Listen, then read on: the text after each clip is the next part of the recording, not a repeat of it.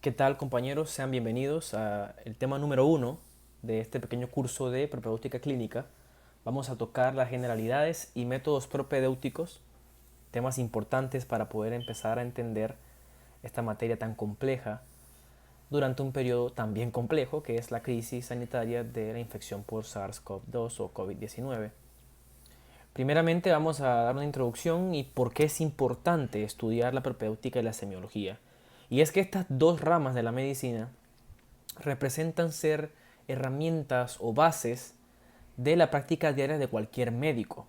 Y esto es importante porque se puede crear un acercamiento, un apronte o rapport con el paciente para poder empezar a analizar o desmenuzar signos o síntomas que él pueda venir presentando, ¿sí? Luego de eso, sacamos signos o no, establecemos un diagnóstico y a través de ello poder ayudar al paciente con un abordaje terapéutico.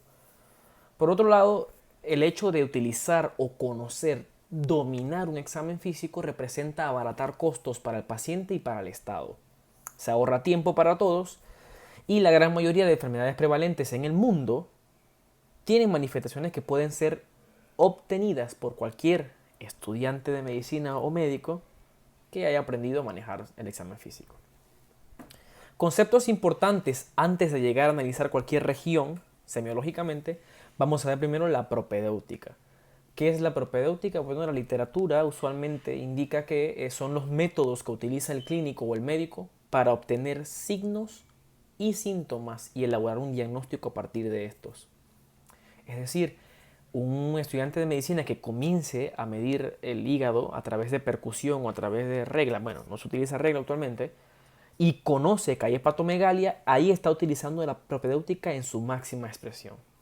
Vamos con el que es la semiología, y la semiología es parte de la patología y estudia los signos y síntomas de las enfermedades y sus consecuencias. Por ejemplo, la semiología significa que si un paciente tiene ictericia, ustedes deben analizar más o menos qué indica una ictericia, qué problemas puede estar teniendo este paciente. ¿Será que tiene una mala iluminación en la habitación? ¿Será que tiene una obstrucción a nivel del colédoco? ¿Puede tener cirrosis? ¿Algún tipo de hepatocarcinoma en alguno de sus estadios? Eso se va analizando poco a poco. Luego, ¿qué son los signos? Los signos son manifestaciones objetivas, es decir, que ustedes pueden medirlas o pueden establecerlas de manera puntual. Por ejemplo, pueden ser físicas o químicas. Muchos médicos no descartan la posibilidad de que sean químicas, pero la literatura lo establece. Las físicas pueden ser un paciente con hipertrofia de algún músculo. Por ejemplo, el cardíaco, ustedes a través de una radiografía pueden ver una cardiomegalia hipertrófica, una hipertrofia excéntrica, por ejemplo. Pueden, tal vez un exantema, también saben que ese es un signo físico. Otro signo puede ser los signos químicos. Son aquellos que a través de pruebas de laboratorio o de gabinete ustedes puedan establecer. Un paciente con uremia, un paciente con hiperglicemia, hipotensión, ustedes pueden a través, por ejemplo, de una glucosa en ayuna, una glicemia capilar, establecer que el paciente tiene hiperglicemia o que el paciente tiene en su momento una hipotensión. Entonces, son los signos y que se pueden examinar se reconocen al examinar al paciente. Los síntomas son manifestaciones subjetivas, es decir, que el paciente las experimenta y se las comenta a usted a la hora que usted le hace la historia clínica. Son difíciles de comprobar los síntomas, pero a pesar de que sean difíciles de percibir por nosotros, los estudiantes o los médicos, tienen importancia, ¿verdad? Porque un paciente puede venir con dolor en el estómago, puede venir con molestias, puede venir con cansancio y eso establece alguna enfermedad subyacente en la mayoría de los casos. Síndrome. La definición de síndrome es sumamente importante porque muchas personas se le olvida la definición completa de un síndrome, si no fuese cualquier otra patología o enfermedad. Síndromes son una serie de signos y síntomas que definen un estado patológico. Pero no se queda hasta allí. Estos signos y síntomas que establecen una enfermedad tienen una conexión fisiopatológica, genética y en la mayoría de casos etiológica también. Entonces pueden definirlo como serie de signos y síntomas que definen un estado morboso o patológico y que tienen nexo fisiopatológico. En el caso, por lo menos, del síndrome de Down o del síndrome metabólico, por ejemplo, ¿no? Que tienen bases, por lo menos en el síndrome metabólico, bases hormonales, ¿no? Ya sean aumentadas o disminuidas, responden a manifestaciones por el aumento de alguna hormona. Tenemos entonces que es un signo patognomónico. El signo patognomónico, habíamos visto que el signo es una manifestación objetiva. Bueno, son manifestaciones objetivas que demuestran de manera absoluta la presencia de una enfermedad en particular. Es decir, que otra enfermedad no debería tener ese signo. Y vamos a ver unos ejemplos más adelante. ¿Qué es la anamnesis? Bueno, es cuando ustedes toman la historia clínica y sacan información del paciente. Antecedentes personales, no patológicos, por ejemplo, qué estudió, dónde vivía, dónde creció, y antecedentes personales patológicos, si fumaba, si tenía hipertensión, cáncer, si algún familiar tuvo algo, todo eso es la anamnesis. Luego entonces tenemos la catamnesis, que no es tan relevante, pero son los datos que ustedes le van a suministrar al paciente una vez haya terminado el estudio de su enfermedad y su tratamiento. Es muy común ver la catamnesis en pacientes que han sobrevivido cáncer. El diagnóstico, mucha gente no sabe definirlo porque es algo que a diario se ve, pero es difícil, es complicado definirla, y es la identificación de una enfermedad para, a partir de esa identificación, deducir un pronóstico e una indicación terapéutica. Y por último, el status praesense, que el status praesense es una descripción o diagnóstico del estado del enfermo cuando usted lo ve por primera vez. Yo veo que un señor de 500 libras está entrando al consultorio y yo puedo decir que tiene alguna enfermedad de base hormonal o de base metabólica y que puede tener ciertos componentes nutricionales o genéticos. Entonces usted va analizando poco a poco. La propedéutica ya vimos que es la definición, son todos esos métodos que utiliza el clínico, y son estos cuatro principalmente: la inspección, palpación, percusión y auscultación. Vamos a entrar en detalle ahora más adelante en cada uno. La semiología. Lo importante de la semiología en este caso es que ella utiliza esos signos, esos síntomas y algunos estudios de gabinetes radiológicos o imagenológicos, de hecho, para poder entender muy fisiopatológicamente la enfermedad. ¿Sí? Por ejemplo, tenemos en la imagen aquí a la derecha un paciente que presenta bronquiectasia. Por poner algo, una mujer de 85 años que viene con tos productiva, pero que empezó siendo tos seca hace 3 semanas y hace 7 días empezó a expectorar. Tuvo una infección hace 25 años por tuberculosis y fue tratada. Entonces, en ese momento hubo una inflamación que se mantuvo crónica y latente, que se liberaron muchísimas metadoproteinasas, neutrófilos, las citoquinas estaban disparadas, hubo productos de necrosis. Luego, el aclaramiento o la capacidad del aparato pulmonar ciliar va perdiendo capacidad, porque ha muerto parte del tejido. La vía comienza a hipersecretar moco y se obstruye poco a poco hasta que se obstruyen ciertas partes de la vía aérea. Una vez eso se vaya obstruyendo, que eso es de manera crónica, se va colonizando por algunas bacterias como la pseudomonas, el Staphylococcus aureus, Haemophilus, en algunos casos Mycoplasma, que es bien complicado, pero se coloniza y se dilata la vía aérea. Es decir, ¿qué es una bronquiectasia? El médico que sabe de la semiología va analizando que esa señora tuvo alguna enfermedad inicial que propulsó ciertos mecanismos fisiopatológicos y se dilató la vía aérea. Y puede de vez en cuando exacerbarse esa tos que tiene. Entonces puede llegar a tener disnea, dificultad para respirar. Entonces más o menos vean cómo es la situación, ¿no? Luego, aquí tenemos un par de signos para que ustedes entendieran más o menos a qué nos referimos y cómo se pueden ir relacionando en el ámbito clínico. Una vez ustedes establezcan algunos signos, me gustaría mandar unas tablas más adelante de muchos signos y ustedes puedan relacionarlos con alguna enfermedad. Por lo menos aquí, en la imagen de la izquierda, justo debajo de signos, tenemos un paciente que tiene el tórax en barrel. Eso es común verlo en pacientes que tienen enfisema. Es decir, pacientes que tienen la vía aérea imperisuflada y que hacen que el tórax se le aumente antero posteriormente y se le ve así. Los dos niños que están debajo tienen kwashiorkor y ustedes ven que tienen ese abdomen clásico, que es un abdomen globoso. Ese abdomen globoso se da mayormente porque el niño tiene una desnutrición por poca ingesta de proteínas. Cuando las proteínas bajan en su ingesta, bajan también en sangre, ¿no? Evidentemente. Cuando bajan las proteínas, la presión oncótica disminuye y entonces hay extravasación del líquido y se forma ese abdomen globoso en el niño. La mujer que tenemos arriba, con la imagen en el cuello, tenemos la vena yugular externa distendida. Entonces esto es ingurgitación yugular o distensión yugular venosa, que es indicativo de algún problema cardíaco. Puede ser cor pulmonar o la insuficiencia cardíaca per se. Tenemos justo debajo, puede ser incluso el síndrome de vena cava superior, alguna obstrucción. Ustedes saben que ese es un signo que se llama ingurgitación yugular. Debajo tenemos un niño con fiebre. La fiebre se puede determinar como un signo porque ustedes utilizan un termómetro y miden la fiebre. Tenemos debajo, esta es un poquito bastante clara. En el hipocondrio derecho pueden ver el hígado está bastante grande para el tamaño regular. Igual debe ser percutido para poder delimitar los límites, delimitar la zona, que dije valga la redundancia. Pero esa es una hepatomegalia. Ustedes tienen que ir analizando qué puede causar una hepatomegalia. Pero lo importante en este curso de propedéutica no es saber tanto las causas, sino cómo se establece, cómo reconozco que es una hepatomegalia. Pero para nombrar un par, pues ustedes pueden saber que hay causas infecciosas como la amebiasis, la malaria, la hepatitis, colingitis, muchas otras. Congestivas como la cardiomiopatía. Algunas que son infiltrativas como por ejemplo los linfomas o el mieloma múltiple.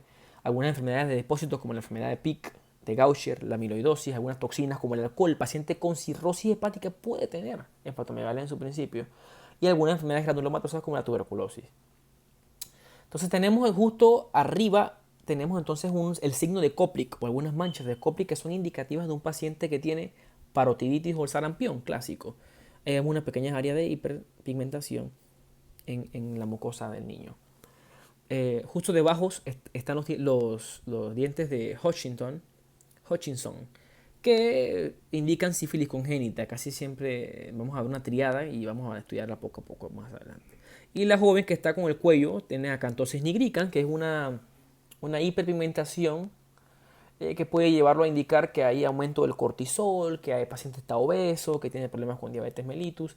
Pero para que vayan viendo qué es un signo y con qué se puede ir relacionando.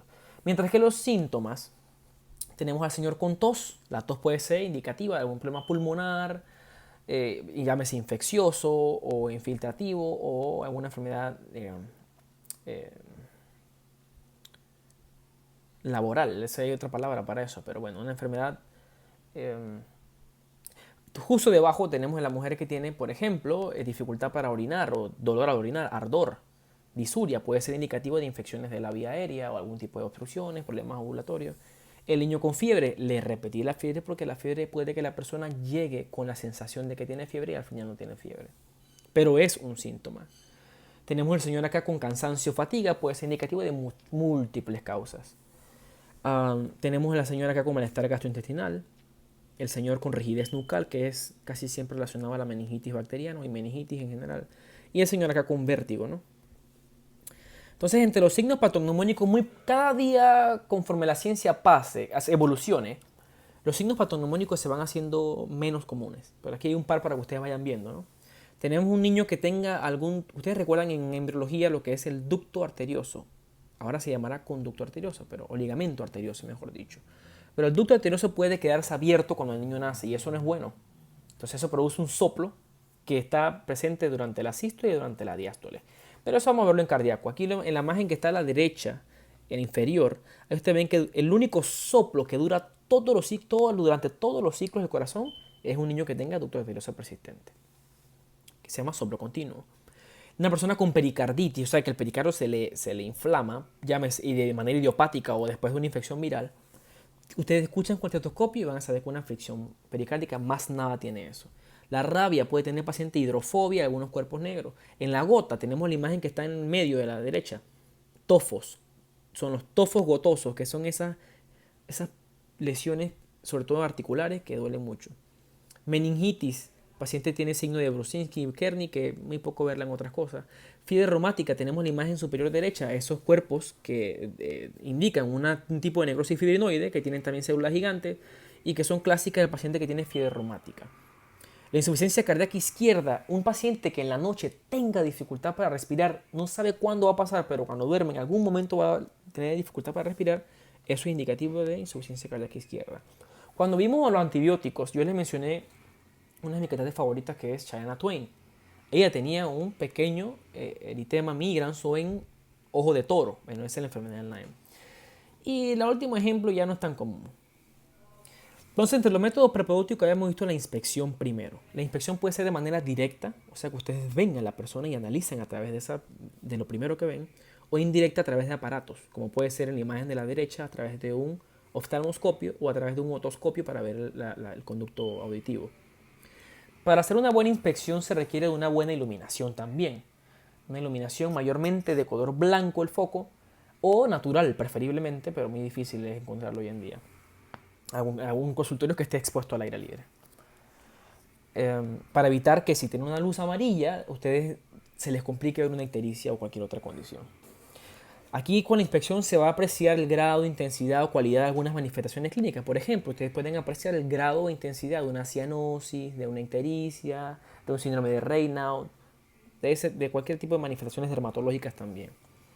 Ustedes evalúan el estado general del paciente, cómo lo ven, abotagado, lo ven un poquito encendido. Como ustedes van viendo poco a poco, eso lo vamos a analizar en la siguiente clase.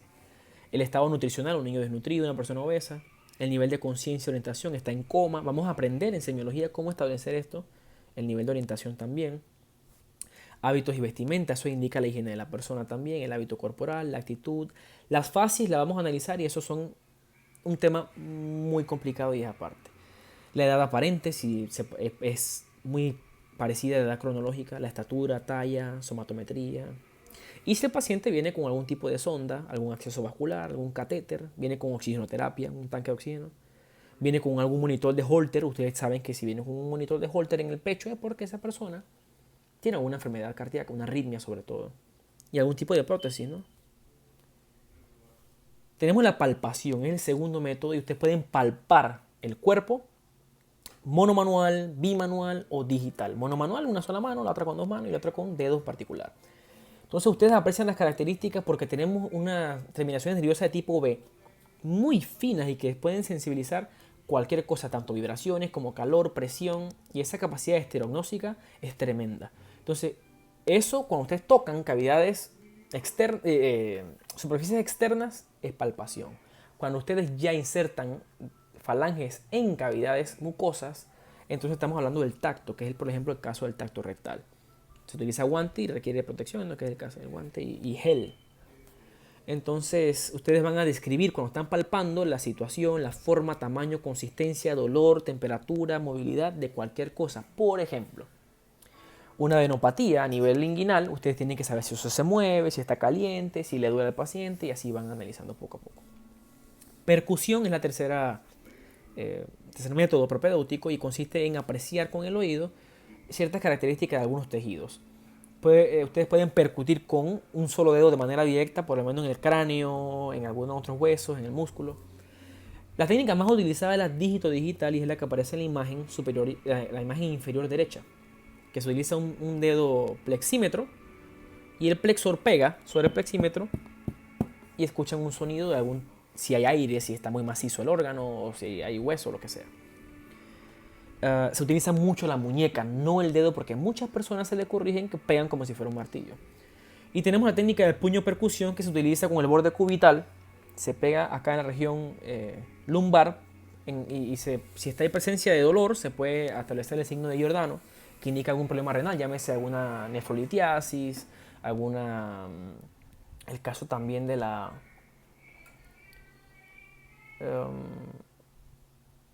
de alguna glomerulonefritis o de infecciones también. Aquí yo les establecí un cuadro bien bonito que ustedes pueden ir estudiando en casa, que son qué sonidos espero escuchar cuando estoy percutiendo a un paciente. El timpanismo, la hipersonoridad, la sonoridad o resonancia, submatidez y la matidez. Cuando ustedes golpean el estómago o el intestino o el espacio de trauma en el tórax, esas son cavidades que son muy finas, el estómago es muy fino y tiene muchísimo aire y burbujas, ¿no? Entonces se escucha un sonido timpánico. Paciente con hiperresonancia o hipersonoridad es aquel que tiene un pulmón muy ventilado, pero más de la cuenta. Entonces es un paciente que tiene, por ejemplo, cavidades aumentadas, como ven en la imagen, con esos tabiques todo dañado, que es el enfisema, alguna crisis de asma, una motora. Cuando hay mucho aire, se escucha hipersonoridad o hiperresonancia. La sonoridad es lo normal. Un paciente como nosotros, cualquiera, sin coronavirus, sonoridad. Con coronavirus, puede ser matidez. Entonces, Submatidez es cuando un órgano sólido está en transición con uno muy aireado. Y eso solamente ocurre en un caso en el cuerpo. Es el caso que ahí está la imagen que le puse el círculo amarillo. Es la transición entre el hígado, que es muy compacto, y el pulmón, que es muy aireado. Ese es submatidez. Y la matidez son todos los órganos que son compactos y macizos. Músculo, hígado, vaso, todo eso. La auscultación es el método que se utiliza para escuchar cualquier fenómeno acústico que se produce en el cuerpo. Puede ser auscultación cardiovascular en el caso del corazón y algunos vasos, auscultación pulmonar, el tubo digestivo y en algunas ocasiones el articular y también fetal. La auscultación puede ser inmediata, o sea que no utiliza algún medio, o sea, te pega el oído directo al pecho, al tórax. O la auscultación inmediata que interpone pues, el estetoscopio en la región a evaluar. Un tip aquí abajo en el cuadrito es que el diafragma se utiliza para sonidos de alta frecuencia y la campana para sonidos de baja frecuencia. Con esto, lo único que quiero mencionar es que tienes que comprender las partes del estetoscopio y cuando estudiemos soplo van a recordar por qué les dije esto. Y bueno, aquí en la última diapositiva pues les dejo para que ustedes entiendan y se sepan, por favor, las partes del estetoscopio que